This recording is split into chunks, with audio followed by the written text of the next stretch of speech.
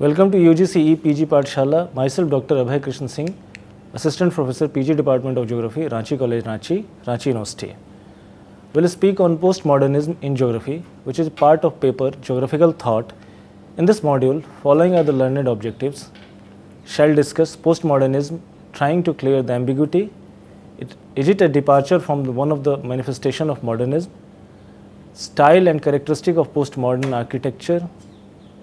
Shades, dimension of postmodern geography. So, introducing the concept.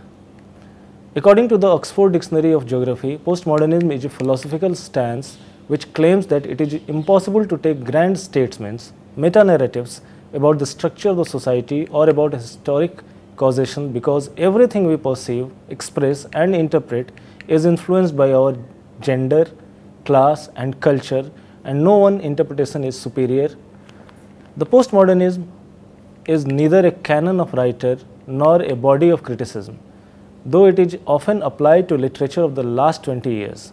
The very term signifies a simultaneous continuity and renunciation, a generation strong enough to dissolve an old order, but too weak to marshal the centrifugal forces it has released. This new literature founders in its own hard-won heterogeneity and tends to lose the sense of itself as a human institution. My account is accordingly a survey of attitude and tendencies, gesture and drifts, alibis and advertisements, cliches and obfuscations, which comprises an institution without a theory. As stated by Newman, the term postmodernism is ambiguous and vague. The term in itself is not indicative of what it opens to. However, it becomes a half understood, not clearly deciphered and loosely defined notion. As the name suggests, postmodernism is ahead of modernism. It's a strong departure from the modernism. An ambiguous and difficult coinage, the postmodernism is an elusive concept, least understood and loosely defined. The pervasive use of the term across literature, arts, social sciences and humanities is in vogue. The scholars and the intelligentsia, which includes academics, are using the term to express various shades and dimensions. A section of scholars and writers take postmodernism as a cultural system, whereas others undermine it as a more intellectual discourse one indulges into to satiate his or her own arguments and give new dimension to their scholarly pursuits. There are also some section of the scholars and academicians who believe postmodernism is a little understood cultural as well as stimulating intellectual phenomena, quickly turning into a movement with the potential to alter the way things are being observed and analyzed and interpreted. The proposed chapter is a small effort to explore and clarify the ambiguity associated with the postmodernism and its tacit implication in the fields of contemporary knowledge, particularly geography. The chapter unfolds in a systematic manner. First is postmodernism, trying to clear the ambiguity. Is it a departure from or one of the manifestation of the modernism? Postmodernism is a departure from or one of the manifestation of modernism. Handling the most ubiquitous, pervading and important quest of what exactly is postmodernism. Different shades of postmodernism, its implication in social sciences in general and geography in particular. Postmodernism, as stated earlier, postmodernism is a concept not very clearly understood. It's shrouded in ambiguity and completely lacks the objectivity. Eminent contemporary commentators have viewed and understood postmodernism in their own distinct mannerism. It's always been difficult to define the postmodernism and postmodernity from within its own discourse. It becomes paradoxical as postmodern believes in instability of meaning and inherently juxtaposed to regularity and established approved notion of the modernity. It cannot compartmentalize itself into what it is, what it ought to be and what it is supposed to be. Advocates of postmodern pioneered the belief that it is hermeneutics involved literature, arts and other established spheres of knowledge. The views expressed, though are subtle and diffused, do neither contradict nor substantiate. However, there seems to be an agreement among the contemporary thinkers and writers cutting across the boundaries of the discipline that postmodernism is a strong departure from the modernism. Initially appeared in the writings of arts and literature, postmodernity pervades through the other streams of knowledge as well as rather rapidly, characterized by order, rules, regulation, pattern and system. Postmodernism is scornful of everything which pertains to modernity. Set against the grand narratives and paradigmatic structuration of modern arts and aesthetics, the new postmodern experiments professed an ironic, playful lightness of being, an eclecticism marked by pastiche and their more extreme expression, even certain degree of nihilism. Postmodern not only rejects the epistemologies and associated metaphysics of modernity, it creates an intellectual environment where established assumptions and presumptions of representation of ideas are challenged.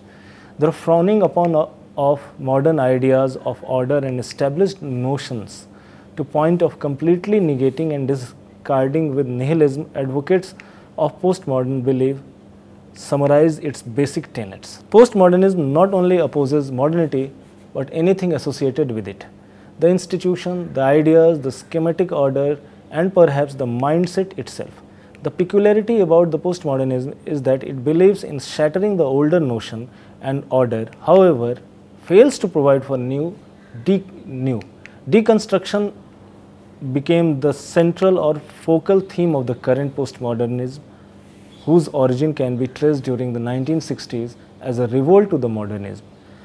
Figuring in literary theory, postmodernism was pitched against modernism and thus triggered a plethora of academic activities.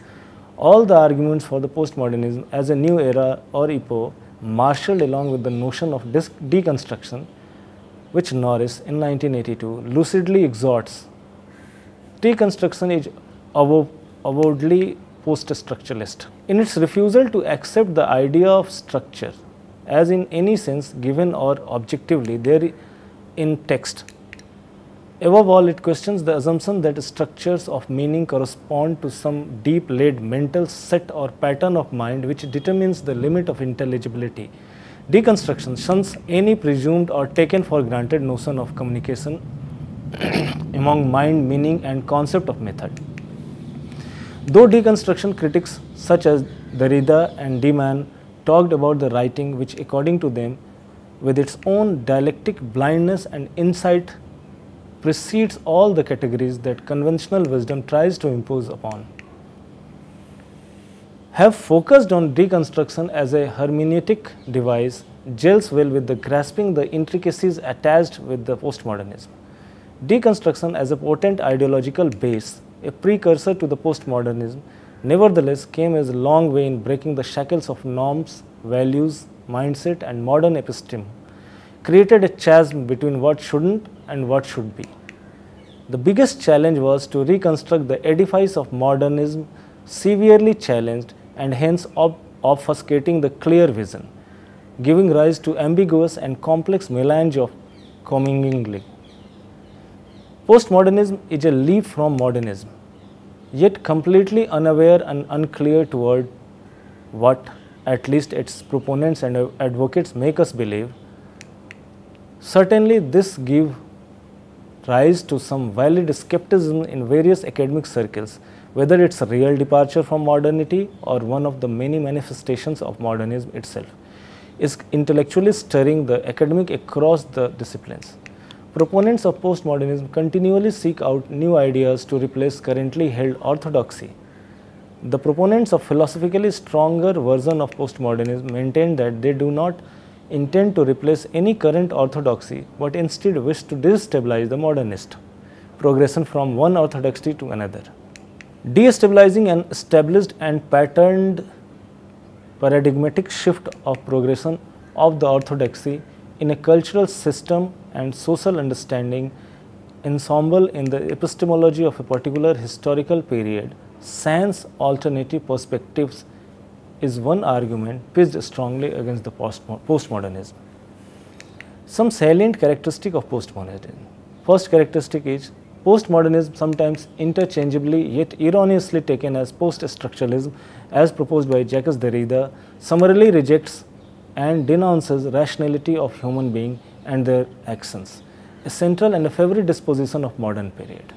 Second, postmodernism respects heterogeneity and diversities, unlike modernism, where emphasis is on generalization, theorization, into simplify the complexities of various human dynamics. Third, Lyotard, who is considered as the pioneer in using the term postmodernism in critical social theories of humanities, social sciences, and anthropology, was opposed to the totalizing idea of reason. For he believed that there is no reason but a set of reasons. Every individual tends to observe and perceive independently, may or may not in synchronization with the peculiar and prevalent belief, thus giving intense rise to subjectivity. Modernism harped on unearthing underlying order, pattern, and strive for objectivity.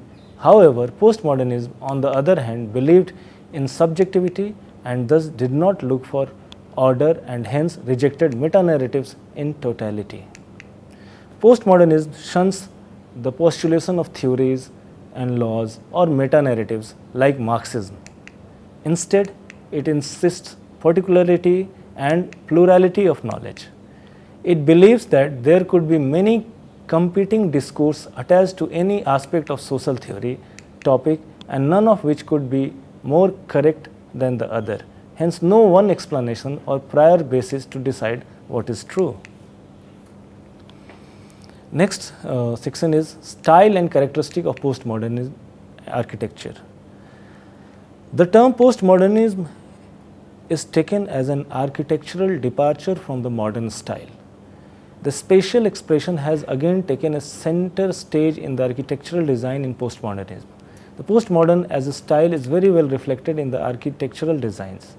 Postmodern urban landscape is a mosaic of vivid expression spewed upon the spatial spread of the city. The urban space is taken up by architectural designs, particularly in the cities of Los Angeles and Las Vegas, representing their own unique style and identity, painting the large canvas of urban space into a collage of postmodern style and architecture. The building cropping up is having witty and cosmetic embellishment in the traditional design. The iconic building becoming self-referential are actually having a curious mix of traditional modern style and postmodern perspective, both satiating the consumers as well as the minuscule number of architects. Each unit distinctively different, don't adhere to and abide by any established standard of architectural design stereotypical of modernism. Though looking for an order and pattern in postmodern city in itself is paradoxical and contrary to the anti-fundamentalism of postmodernity. The urban mosaic does not paint a chaotic and anarchist picture. The city of Los Angeles, often considered as the laboratory of postmodern architectural design, from where lessons were adopted in various urban contexts elsewhere, cannot be bracketed in one singular trajectory or style other than postmodern. Looking for a generalized blanket adjective for architectural design of the urban expression of postmodern cities actually undermines the basic tenets of the postmodernity itself. The study of postmodern urban landscape by the different social theorists brings forth two distinct approaches of interpreting the postmodern as indicated by Minica in his postmodern geography. He maintained that there were two approaches. First, postmodern as a distinct era, epoch, as a phase of advanced capitalism. Second is adopting a new postmodern attitude to look at or study the cities, a specific postmodern way of thinking. Interestingly, the first approach tries to assess, interpret, and study new urban landscape as a changing urban reality, where the old modern paradigm in architectural advancement is being broken away, giving way to something distinct and unique. The uniqueness in itself has become common and in use quite regularly. The urban neighborhood and the isolated dwellings, particularly in the city of Las Vegas and Los Angeles, do not follow any rhythmic pattern, or adhere to any of the established meta-narratives of modern times are wired into close propinquity over a hyperspace which is fluid and pervading through high-speed internet and things of internet. The second approach tries to observe urban landscape through postmodern perspective. A new adopted attitudinal stance which restricts the observed be viewed through a set of postmodern perspective, and herein lies the fallacy of postmodernity, which seems, as many critical social theorists and writers believe, to be the pastiche of modern and histrionics.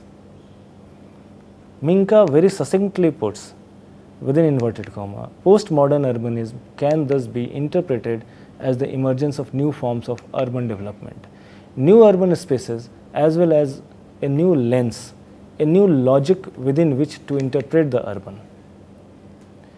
First appeared in the writings and works of critics in early 1950s, postmodern ideas in the form of unconventional logics and their operational designs, not in accordance with the traditional or modern style, influenced every field of inquiries, including the architecture. Postmodern urban design is derived and built up upon the departure from strict regulation of modernism from a previous movement called modern functionalism, wherein the designs were based upon the utility and feasibility parameters. With the conceptualization of the postmodernism, architects merged arts and functionality in one broad concept. Renewed emphasis upon the uniqueness of style and form is one of the important aspects of architectural design of postmodernism. Anything regardless of pattern and feasibility can be incorporated in postmodern building design. The application of anything you want in architecture denounces modern phase designing, which operated on the well-established, highly regulated and prevalent opinionated standards parameters of building construction technologies. The postmodern city did never try to satiate those meta-narratives of the modernity, but also provided concrete alternatives well reflected in architecture of the city of Los Angeles. Even without following the modern pattern and set standards, the postmodern urban design do not present a chaotic picture. Rather, there seems a certain kind of harmony and orderliness sans any order. Paradoxically, not adhering to any systematic and regulated pattern, the urban mosaic of an postmodern city reflects a picture having an unusual kind of harmony and perhaps an order without following the rules of orderliness. Los Angeles is a true representative of a postmodern city and is looked up and analyzed by anybody interested in the study of postmodern urbanism and urbanization. A few critics consider a separate school of Los Angeles in the study of urban sociology and architecture in line with the Chicago School of Thought. The advent of postmodern era coinciding with the cultural transformation expressed in distinct spatial pattern in urban landscape is ideally represented in the city of Los Angeles. Parallels of postmodern urban space were drawn to find similarities in other contemporary cities. The postmodern cities are hence addressed through two perspectives as emergence of altogether a new style or form urban landscape, and secondly through postmodern logic itself. Postmodern cities, as Ralph believed, are not just about the drastic and fundamental change in the architect. However, it's an attitudinal change on the part of the citizens as well as the authorities in terms of planning with regards to architectural design, urban gentrification and generation.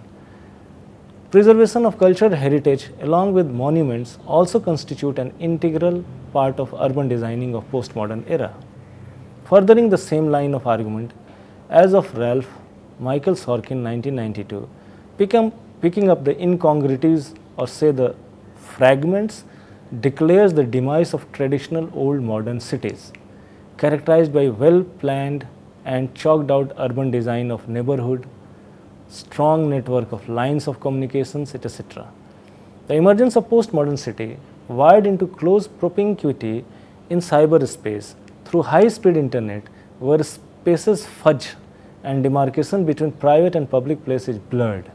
Sorkin highlighted three distinct shades of postmodern city: obliteration and dilution of materials and cultural relations, which gave people identity confined to a specific spatial location. He fails to further explain this argument. Urban spaces rapidly transforming themselves into specific pockets of enclaves and catering to specific identities. Postmodern city is infatuated with the security concerns and virtual world.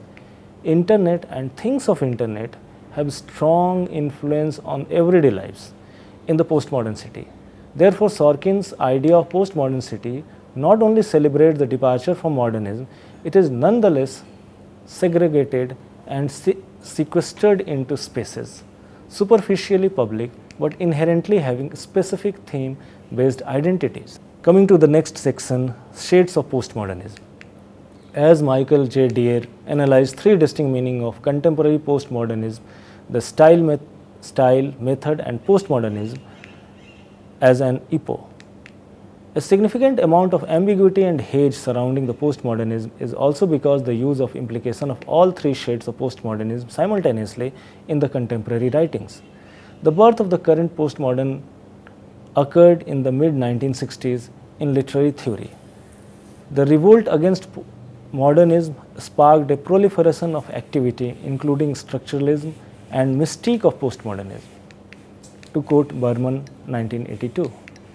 Postmodernism as a method co-opted deconstruction as a central core in the endeavor to gain intellectual prominence.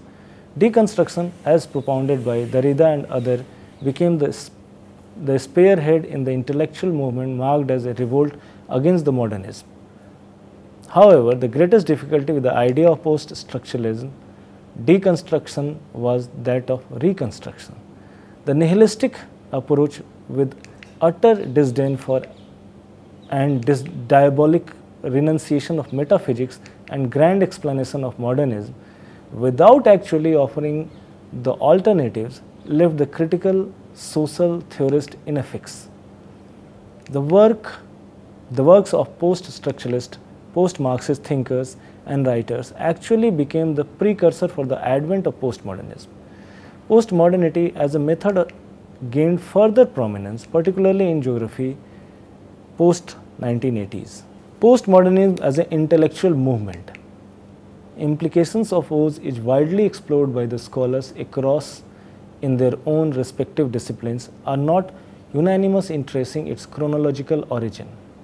Postmodernism, loosely defined in terms of an era, historical phase, a new culture and social system, and curiously mere intellectual discourse radically denouncing and challenging the meta-narratives of the modernism.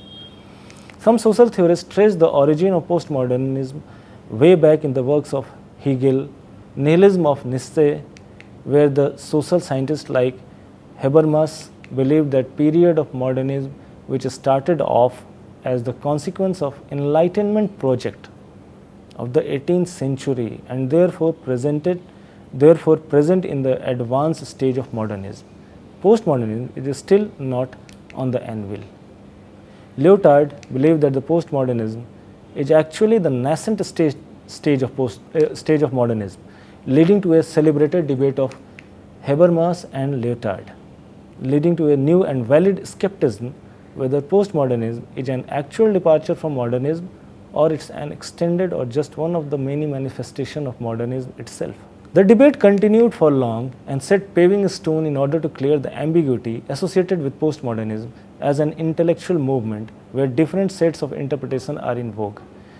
Postmodernism has risen to prominence just as a time of peculiar ferment in the social sciences. This ferment has two distinct components. First, a concerted general attack on the legitimacy of social sciences, and second, a renaissance in the specific realm of social theory.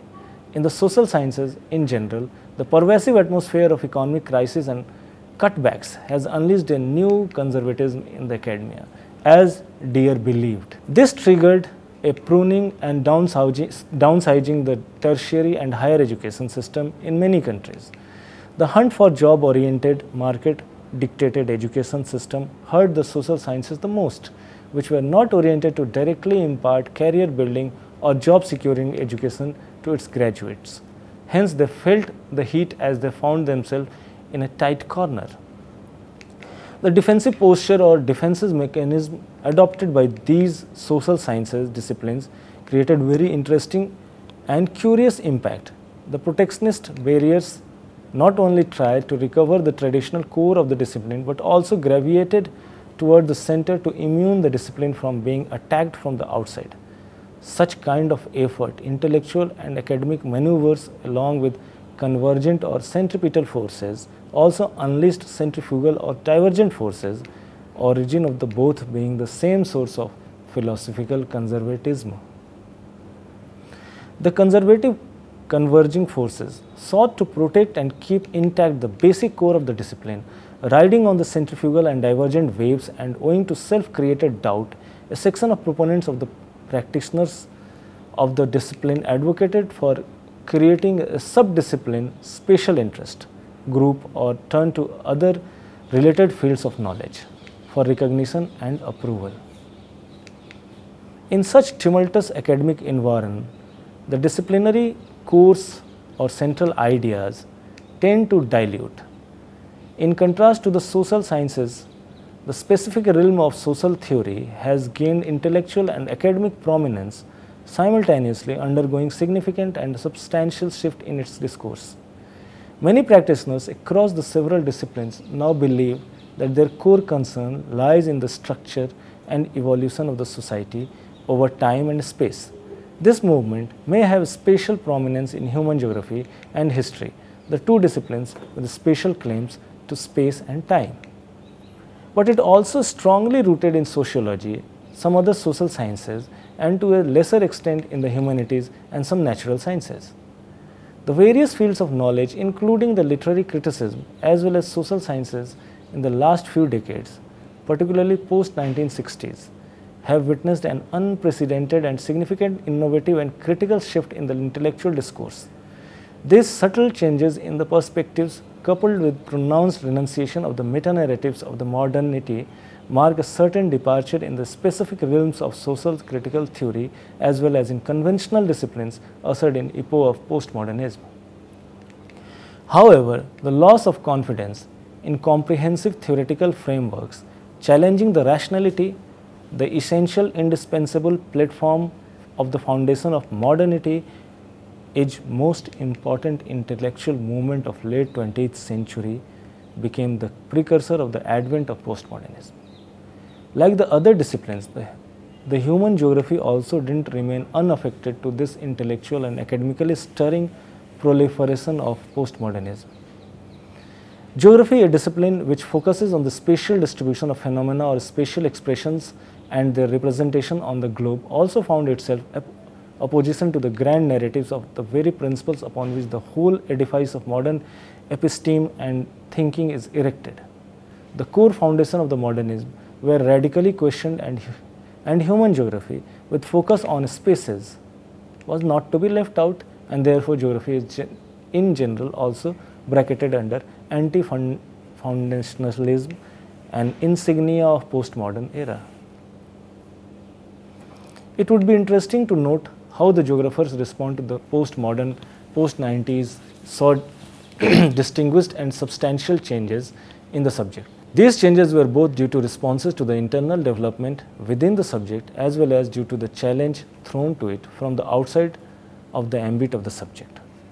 Last decades of the 20th century saw a growing opposition to the geographers associated with the positivists and specialist analysis and interpretation of the subject. However, precisely around the same time, disenchantment among the progressive geographers with radical Marxist theorists who still had strong belief in the grand explanations and scientific analysis. These Marxist radical critical theorists did give least importance to subjectivity. These geographers, while furthering the concept of social class and social class struggle, tried to universalize it, completely ignoring the context and spatial dimensions, individual identities. Such geographers, setting aside the merits of their argument, opened the gateway to the postmodern debate that seemingly offered alternatives to the structuralism and essentialism of Marxist perspective through its attention to the valorization of difference in its myriad expressions. The rapid transformation in all realms of the social life also necessitated a new conceptual perspective and analytical tools which expedited the geographical sojourn to postmodern epoch. However, it is now an established fact that geographers are the latecomers to the postmodern debate. During 1970s and early 1980s, when postmodernist debate was reigning through the other disciplines, geography was engulfed by the legacy of Marxist perspectives and post-Marxist critiques of structuralism. It was only after the sneak of post-structuralism in ambit of Anglo-American geography that prepared the ground for initiation of postmodern debate in the subject. The successive Marxist critiques of postmodern ideas or even the wholesale rejection of postmodern perspective on the part of some Marxist geographers came to be considered, paradoxically enough, as the some of the most influential work on postmodern geography. David Harvey's Conditions of Postmodernity is a case in point, a work that was explicitly anti-postmodern but that came to be considered by many as foundational text of new wave of postmodern geography. The early years of postmodern geography were punctuated with fresh focus on new sets of research questions. One such emerging field was in the field of urban architecture or design, later came to be known as postmodern city. Ideally represented through the manifestation of new urban landscape and distinct urban mosaic, the postmodern city of Los Angeles of Western United States of America became the new foci of research in urbanization and urbanism.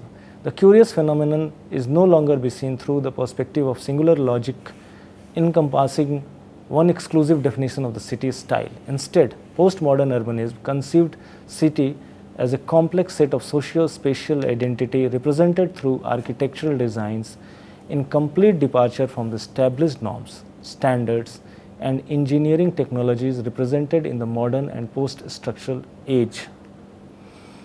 Along with interests in the city and its transformation, geographers trained their focus of research on the broader changes occurring in New Age society and hypothesized the advent of postmodern era. Postmodern period or epoch is characterized by new cultural logic and radical reconfiguration of the concept of space.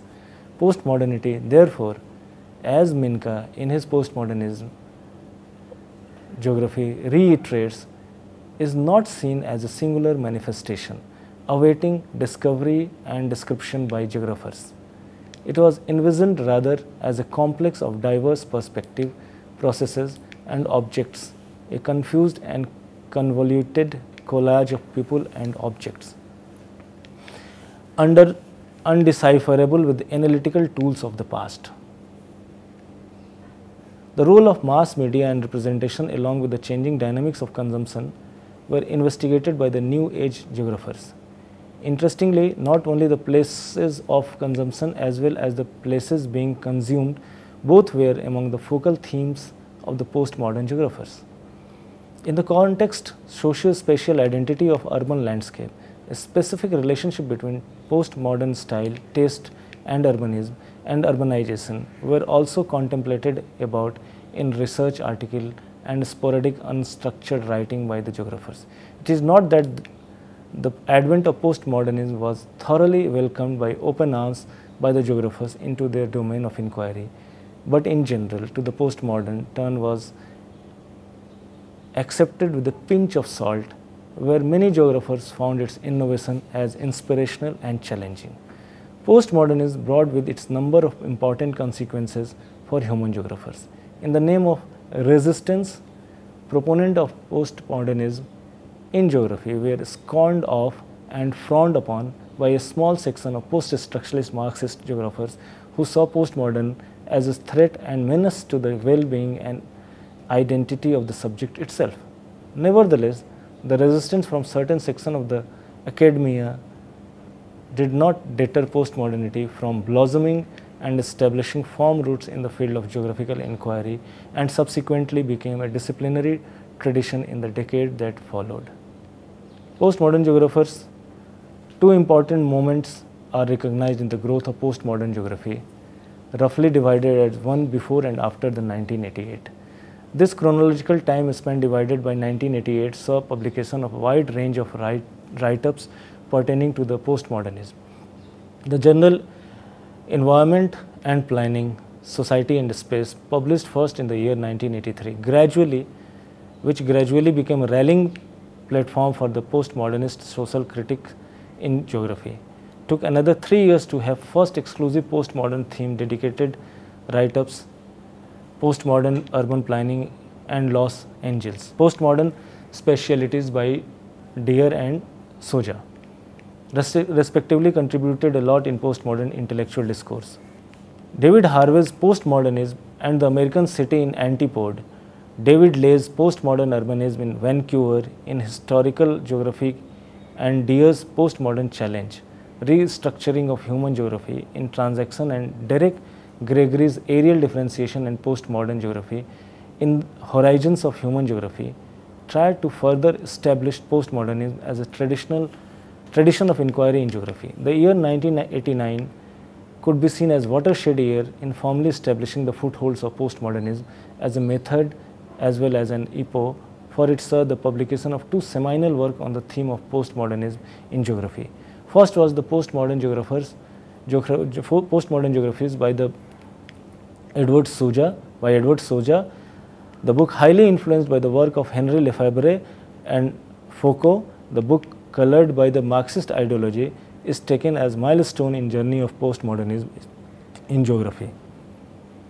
He maintained in his book that new focus on space along with geographical materialism is required to be laced with contemporary social critical theories in vogue. Soja is credited with bringing spatial back into the focus in social theories. His chapter on postmodern urbanism of Los Angeles further speaks volume about the contribution in the pioneer study of the postmodern urbanism and urbanization. The second work of eminence in the same year was by David Harvey. His work, The Condition of Postmodernity, interestingly, is considered as one of the fundamental texts on postmodernism, is in reality is a truly anti-postmodernist in its outlook. In his critical appraisal of the contemporary post-Fordism, Harvey provided a scathing analysis of the new global regime of flexible accumulation, as well as of the postmodern culture dictated by the market, a culture based on problematic illusion between profit imperatives and artistic production, between fiction and reality. Harvey's critique is quite distinct from other postmodern interpretations. The contemporary historical phase was, in his view, to be located within a broader periodization of capitalism characterized by ever-increasing time, space compression. The condition of postmodernity thus follow the spirit of Marxist critique of the postmodern, of which the author would become one of the most authoritative interpreters, as stated by Menka. The aforementioned work gave a kind of legitimacy to the postmodern reflection in Anglo-American geography, which gradually proliferated to the other geographical communities in different parts of the globe, though at a relative slower pace. Similarly, focus on postmodern city also percolated to the various aspects of the geography and the production of geographical knowledge. This includes study of analysis of various deconstruction approaches like the categorical part of geography. Post-1990s, many writings and overviews appeared indicating sustained interest and curiosity in postmodernist discourse in geography. Edward Soja, another seminal work, The Third Space, published in 1996, where he departed from the approach he adopted in his work in postmodern geographies. In this work, he harped upon critical postmodernism, where he tries to fill the gap between post-colonial theory and postmodern geography. Using the idea of third space, the postmodern perspective rejects a priori any paradigmatic closure and is therefore usefully conceived as a particular way of understanding geographical thought, rather than a specific alternative methodological apparatus. For this reason, the very proliferation of approaches in contemporary human geography can be considered in itself a direct consequence of contemporary postmodern turn. Most of such controversies over a period of time established themselves as distinct position or stance in the geography. After examining and re-examining the upheavals along the various trajectories which swept geography and spatial field of inquiry over a period of at least 20 years, one can assume with confidence that postmodernism has now become the integral and indispensable part of geography. Thank you.